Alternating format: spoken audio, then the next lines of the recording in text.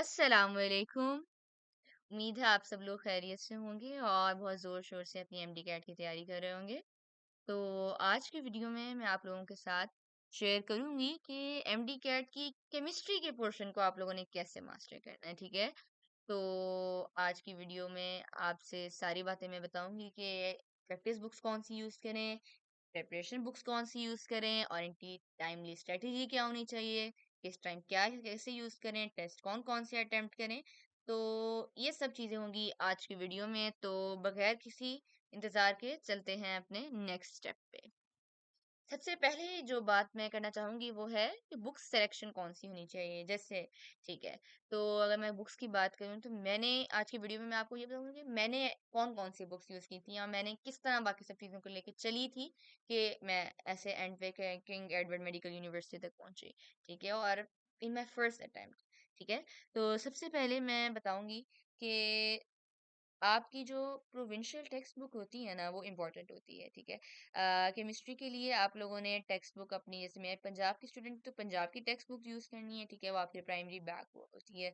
और फेडरल की text book आपने यूज़ करनी है, मगर जैसे कि बायो के हिसाब से अगर मैं बायो की बात करूँ तो बायो में आपको पूरी फेडरल पढ़नी होती है पंजाब के स्टूडेंट होते हुए। मगर केमिस्ट्री में ना आपको फेडरल से ना सारी फेडरल पढ़ने की ज़रूरत नहीं होती है, कुछ सिलेक्टिव टॉपिक्स पढ़ने की ज़रूरत होती है। तो वो आपके आपके टीचर्स जो हैं वो अकेडमी वाले वो गाइड कर देंगे, या आप जाके उनसे सेपरेटली पूछ लेंगे सर या मैम मुझे कौन-कौन से टॉपिक्स ऐसे हैं जो मुझे फेडरल टेक्स्ट बुक से भी कवर करने चाहिए। उनको पता होता है कि कौन-कौन से टॉपिक से क्वेश्चंस आ रहे होते हैं फेडरल की एमटीकैट में, ठीक है? Same goes for federal book students. ये फेडरल बोर्ड के जो स्टूडेंट्स हैं वो अपने टीचर से पूछ लें कि क्या है पंजाब बोर्ड से कोई क्वेश्चंस आते हैं हमारे पेपर में, तो वो कौन से आते हैं, कौन-कौन से क्वेश्चन से आते हैं, तो वो आपको अपने टीचर्स इस हवाले से गाइड कर देंगे। मगर जो आपकी टेक्स्ट बुक होगी, आपकी प्रोविंस की टेक्स्ट बुक, उसको आपने मेन फोकस देना है, ठीक है? और हाँ, मैं ऐसा कर लेती थी कि इसके बाद एक दफ़ा जो किप्स की प्रेप बुक भी थी मेरे पास, उसका ना एक क्विक स्कैन कर लेती थी ये देखने के लिए कि कोई एक्स्ट्रा इन्फॉर्मेशन जैसे बाज़ औक़ात लिखी होती है कि कोई एक्स्ट्रा इन्फॉर्मेशन जो है वो प्रेप बुक में लिखी हुई हो, तो उसको मैं उठा के प्रेप बुक से अपने नोट्स में जो है वो ऐड कर लूँ, ठीक है? तो सबसे मेन चीज़ जो आपने केमिस्ट्री में देखनी है ना, वो है आपके लेक्चर नोट्स। लेक्चर नोट्स के बारे में मैं वाक़ई कहना चाहूँगी कि these are your secret weapon, ठीक है? आपके टीचर्स जो हैं वो लेक्चर्स के दरमियान जिन पॉइंट्स को एम्फसाइज करते हैं ना वो ऐसे ही नहीं करते, वो बहुत इंपॉर्टेंट होते हैं, ठीक है? वो डायरेक्टली जो है ना वो कोरिलेट कर रहे होते हैं पोटेंशियल एमडी कैट क्वेश्चंस के साथ, ठीक है? तो आप लोगों ने, जैसे आप लोगों ने इस वक्त तक लेक्चर्स ले लिए होंगे या अभी लेक्चर्स चल भी रहे होंगे, तो लेक्चर्स पे आप लोगों ने अपनी भरपूर तवज्जो देनी है कि टीचर कौन कौन से ऐसे पॉइंट्स हैं जो टीचर क्लास में जो है वो हाईलाइट कर रहे हैं, क्योंकि अक्सर ऐसा होता है कि वही पॉइंट्स क्वेश्चन आ रहे होते हैं, ये अक्सर ऐसा होता है कि रिपीट हो रहे होते हैं क्वेश्चंस, तो ये आप लोगों ने लाजमी ख्याल रखना है, ठीक है?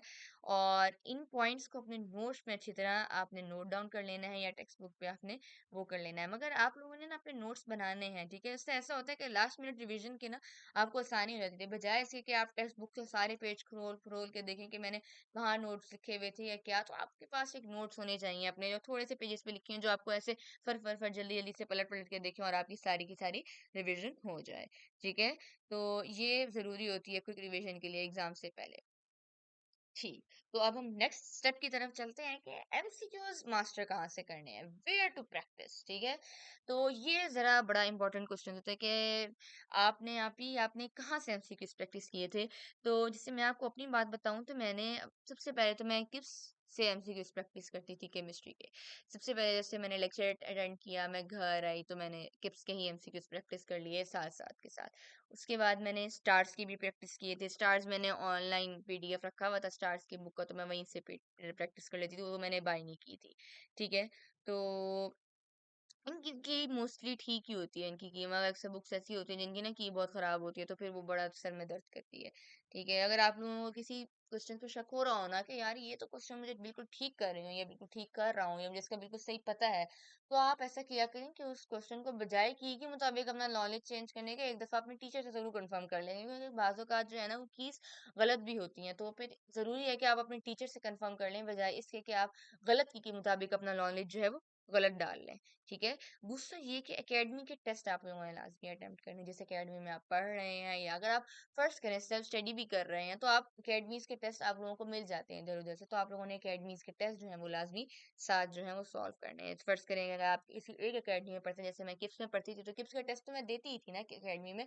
मैं इसके अलावा घर आके ना ऑनलाइन दूसरी एकेडमीज़ के टेस्ट भी वो सॉल्व कर लेती थी, ताकि जो है मुझे पता चल सके कि क्या मैं किप्स के टेस्ट सॉल्व करने के तो काबिल हूँ कि क्या मैं दूसरी एकेडमीज़ के टेस्ट सॉल्व करने की भी काबिल हूँ या नहीं, ठीक है? क्योंकि ये तो सवालों ने किप्स के अगर फ़र्ज़ करें किप्स के अगर आप स्टार्स हैं तो या स्टार्स की सिर्फ़ एकेडमी देख के तो पेपर नहीं बनाने ना, तो वो स्टाइल एक ही होता है असल में एकेडमीज़ का ना डिफ़रेंट, तो आप डिफ़रेंट स्टाइल जो है वो टेस्ट करते रहा करें ताकि आपको पता चले कि आपको कोई चीज़ मिस नहीं हो रही, ठीक है? दूसरा जो है मैंने केमिस्ट्री के लिए प्री-मेड भी यूज़ की थी मगर प्री-मेड भी यूज़ की थी। प्री-मेड का फ़ायदा ये है कि उसके ना आपको सही एमसीक्यू के ऑप्शन के साथ-साथ ना वो ये भी बताते हैं कि आपने जो चूज़ किया था अगर वो गलत था तो क्यों गलत था, ठीक है? 4 ऑप्शन है तो चारों ऑप्शंस की एक्सप्लेनेशन मौजूद होती है कि ये एमसीक्यू ठीक है तो ये ठीक क्यों है, ये एमसीक्यू गलत है तो ये गलत क्यों है, ठीक है? बाकी इतनी ज़्यादा मैंने यूज़ नहीं की थी केमिस्ट्री के लिए, मैंने प्री-मेड सबसे ज़्यादा बायो और इंग्लिश के लिए ही यूज़ की थी। ठीक है? तो रेगुलर आप लोगों ने अपनी एमसीक्यूज़ की प्रैक्टिस लाज़मी रखनी है, ठीक है? ताकि रेगुलर प्रैक्टिस जो है ना ज़्यादा इफ़ेक्टिव होती है क्रैमिंग एट द एंड जो लास्ट में हम लोग कर रहे होते हैं ना कि यार किसी तरह मैं अभी कर लूँ। तो build a habit of daily practice, ठीक है? तो और कि अब मैं आपको बताऊँगी कि आप लोगों की टाइमिंग स्ट्रैटेजी क्या-क्या होनी चाहिए। सबसे पहले आप लोग स्टार्ट करें पंजाब की टेक्स्ट बुक से, ठीक है? एक दफ़ा टॉपिक को पढ़ लें कि हाँ, टीचर ने अब लेक्चर दिया, आप टॉपिक पढ़ लिया आपने कि टॉपिक में ये लिखा हुआ है, ताकि आपको ना एक दफ़ा बातें जो है सारी रिवाइज़ हो जाएँ। सारी आपकी बेसलाइन याद आपको याद आ जाए कि हाँ, ये मैंने टॉपिक में कभी पढ़ा था, ये ऐसे होता था, ये ऐसे होता था। उसके बाद आप लोगों ने क्या करना है, फ़ौरन से अपने लेक्चर नोट्स की तरफ चले जाएँ, ठीक है? अगर आपको बिल्कुल लगता है कि बुक में ऐसी बात बहुत इम्पोर्टेंट है जो मेरे लेक्चर नोट्स में शामिल होनी चाहिए, जब ये एग्ज़ाम में आ सकती है, तो वो अपनी बुक से उठा के लेक्चर नोट्स पे ऐड कर लें, ठीक है? और अपने लेक्चर नोट्स को बहुत अच्छा बनाएँ कि एट द एंड आपने अपने लेक्चर नोट्स से ही पढ़ना है, ठीक है? कि बुक खोल के इतना ज़्यादा बुक्स पढ़ने का टाइम नहीं होता है एट द एंड, आप अपने लेक्चर नोट्स को ही बहुत अच्छा बनाएँ, ठीक है? और दूसरा ये कि आप लोगों ने चैप्टर वाइज़ टेस्ट जो हैं वो चैप्टर पढ़ लिया तो चैप्टर वाइज़ टेस्ट है, ठीक है? वो आपकी बहुत ज़रूरी है। उसके बाद रिविज़न एंड टेस्ट सेशन में आप लोगों ने अपना 100% देना है, ठीक है? एक दफ़ा सिलेबस कवर हो गया है तो एम्पल टाइम जो है वो रिविज़न एंड टेस्ट सेशन को अपना डेडिकेट करें, ठीक है? क्योंकि इसमें आपकी मैक्सिमम प्रिपरेशन हो रही होती है, ठीक है? आपने दूसरी अकेडमीज़ के एमसीक्यू सॉल्व कर लिया अपना टेस्ट देने से पहले और भी जितने एमसीक्यू सॉल्व कर सकते हैं आपने कर लिया और फिर जो है आपने रिवीजन एंड टेस्ट सेशन में जाके अपना टेस्ट दे दिया। हाँ, एक बात जो बहुत ज़रूरी मैं इस वक़्त ऐड करना चाहूँगी, वो ये कि एमसीक्यूज़ प्रैक्टिस करने से पहले सबसे पहले जो आपने करना है ना, वो अपना टॉपिक जो है वो अच्छे से प्रिपेयर करना है। आप लोगों ने अच्छे से टेक्स्ट बुक देखनी है, आप लोगों ने अच्छे से लेक्चर नोट्स पे फ़ोकस करना है। जब आप लोग एक टॉपिक अच्छे से प्रिपेयर कर चुके हैं, एक चैप्टर अच्छे से प्रिपेयर हो चुका है, फिर आप लोग एमसीक्यूज़ की तरफ जाएँ।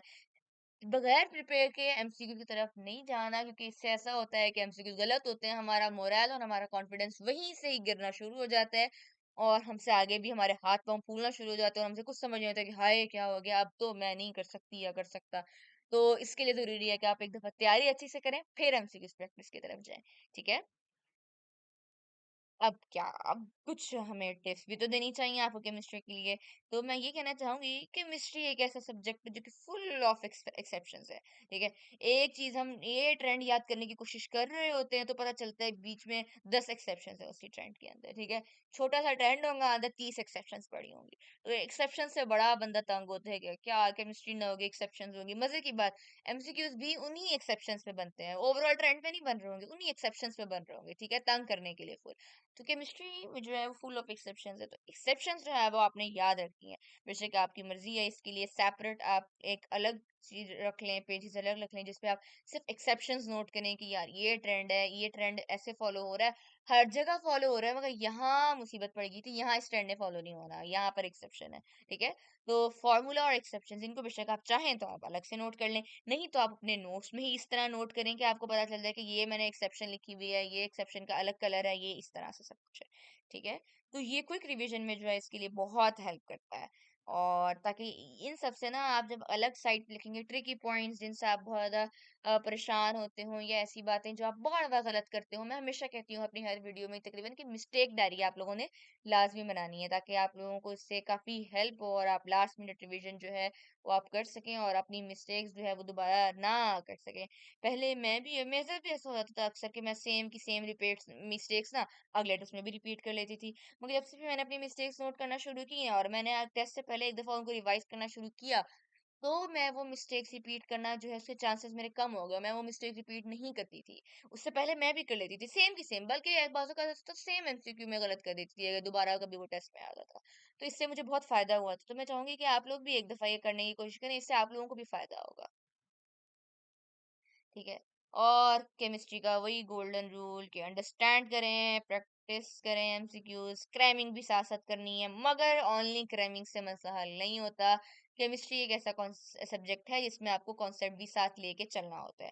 खाली क्रैमिंग से आप केमिस्ट्री को पार नहीं कर सकते। केमिस्ट्री एक ऐसा पुल है जिसके साथ आपको क्रैमिंग और अंडरस्टैंडिंग और आपको कॉन्सेप्ट इन सब चीज़ों को साथ लेके चलना पड़ेगा, तभी आपके एमसीक्यूज़ ठीक होंगे और आपसे प्रैक्टिस एमसीक्यूज़ भी ठीक होंगे और आपके एट द टाइम आपके टेस्ट में किए गए एमसीक्यूज़ भी ठीक होंगे।